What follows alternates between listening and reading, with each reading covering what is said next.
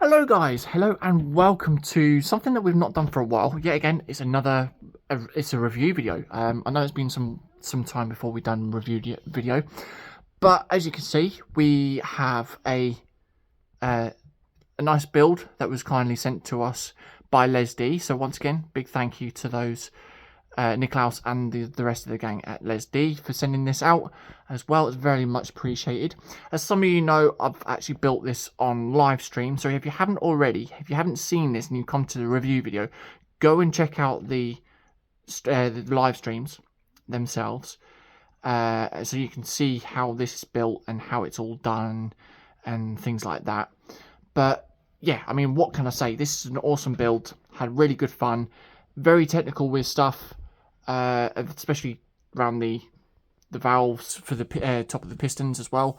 They were very technical to do, but it's a lot of fun building within this. You know, I mean, like going through the stages, the first thing you had to do was all the connecting rods at the bottom, then build up all the pistons, making sure you got them all in the different angles and things like that. So you do have your anglage and things like that. You then work on the bottom casing, bottom of the engine casing, and then you work on your stand. That's what you do next. Once you have then actually done that, you then work onto the valve casing itself. So you do have, if I can get it right, you do have all the technical stuff in the back here. So you've got your casing there. As you can see, there are springs within the set itself, so they do push down slightly. So if I can, there you go, I can pull that down just about, as you can see. So once these little rockers are actually moving down or spin down, so this will point downwards, that will push the spring down itself. All the pistons are in the angle there, as you can see. We do have the two motors inside, or at the end, at the back of it, we've got the battery box as well. It pretty much fully covers everything on the kit itself. You know, you've got your oil filter and things like that. You've got your air intake. So obviously, if you carried this on, this would be where your air filter would be, and you've got other bits there. You've got your alternator. You've got your fan belt as well. You've got your timing belt that goes around the pulleys. The advice that I can give with this, in the instructions, are said to use 79 track links with this. They're all individual track links, which you can just about see there. Take a couple of out, just get the right tension on the belt itself, and you should be fine. Now, when I did this without the motor and started turning the belt, or turning it around to get the valves moving, the belt was slipping off. But once you've got the motor on and the casing on itself, you do then, it does stay in position. But as I said, once you've then got your pulleys and your valves done, you then work on the rocker covers and the top of the header as well. This can actually come off just to reveal the inside there. So you've got all 6 of those. That will then place back onto the top there as well. Yeah, once you've done the rocker covers and the top of the casing, you then work on your alternator. Now, this doesn't actually have anything to connect to, so the fan belt or the fan does not connect in any way, shape or form. Purely the fact that when you spin it around, there can be a bit of a safety on that. So once that's spinning around, I will put the motor on, or will turn it on in a little while, just to let you guys and see what it's like.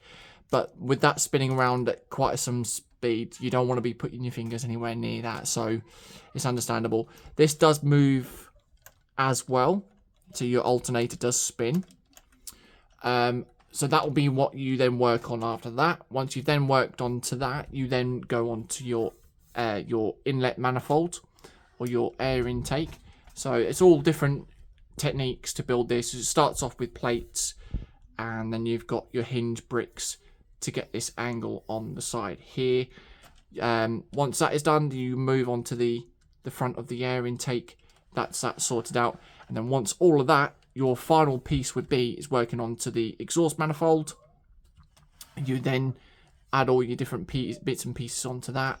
Once your exhaust manifold is sorted out and built, you then work onto your twin turbos.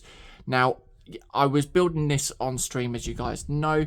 I had to do a few adjustments because the little fans that are inside, they were touching and there was not enough clearance between these bricks here. So I had to put a couple of plates.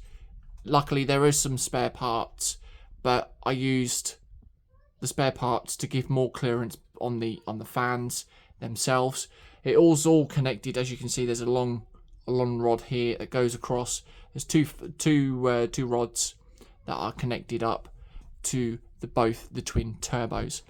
So that is basically the whole build. Overall, I would probably give this a 9 out of 10 build, purely the fact that it is quite tricky to get some of the springs in. But other than that, you know, it's a 10 out of 10, fully working and everything like that. And yeah, I would recommend this to anyone really. And what can I say? Very, very fun build. So we're going to quickly turn this on, and then we'll show you how this goes. So we'll leave it on this side, because then that way you can actually see both the twin turbos motor. I don't know whether you'd be able to hear me on this, but as you can see, I'm going to switch it on now. And there we go. So we do have all of that moving around, like so.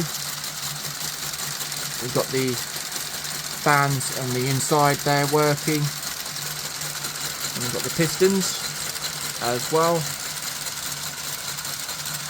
So that is it. And then you've got your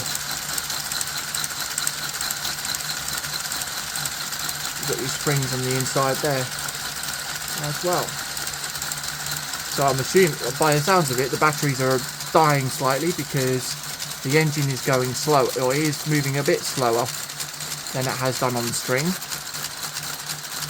But yeah, it's very good. It's a very good build, and we'll stop that now anyway. So there we go. But yeah, as you can see, it's fully working. You are going to have a little bit of noise, but it's only because the pistons are a little bit rattly and things like that. So there we are. This is the RB double overhead cam 6-cylinder inline engine. I hope you guys have enjoyed this. If you have, then please do remember to like the video as well. Always helps out the channel. If you are new to the channel, please do hit that subscribe button as well. If you are interested in this video, in this kit itself, or any of the sets that are within the LesDiy stuff, or with LesDiy website, then I will put a link in the description down below directing you to the website as well. And at the moment there is a 15% discount on their website on everything. So hope you have enjoyed. So until then, until the next video, thank you very much for watching. Bye bye.